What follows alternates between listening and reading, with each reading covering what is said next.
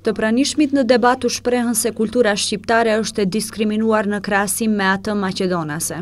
Ai që i bën kulturat politike në Republikën e Maqedonisë i hedh sa për të satisfaksionuar elementet e tjera kulturore, ku mes tjera është bën pjesë edhe kultura shqiptare.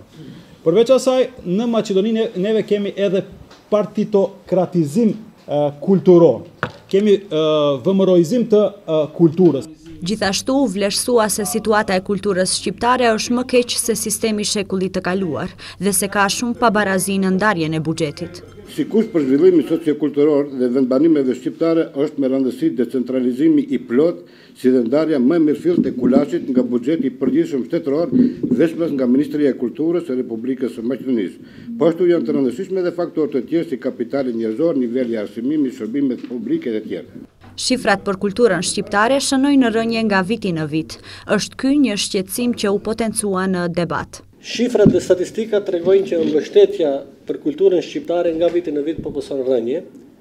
Për këtë vit shifrat janë alarmante.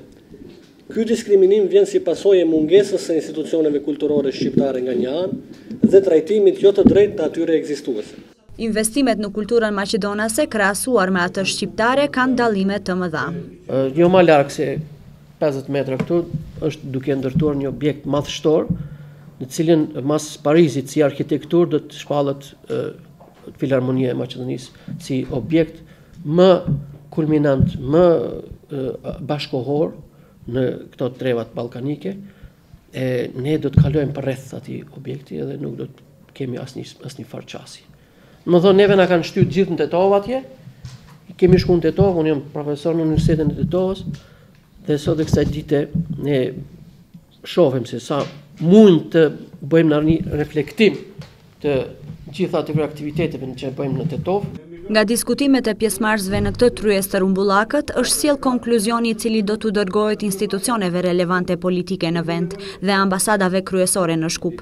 Në këtë konkluzion përfshihen iniciativa qytetare për formimin e Departamentit të Kulturës Shqiptare, riorganizimin e Ministrisë së Kulturës në 3 departamente, ofertë për ndërmjetësimin e marrëveshjes së Përzhinës, etj.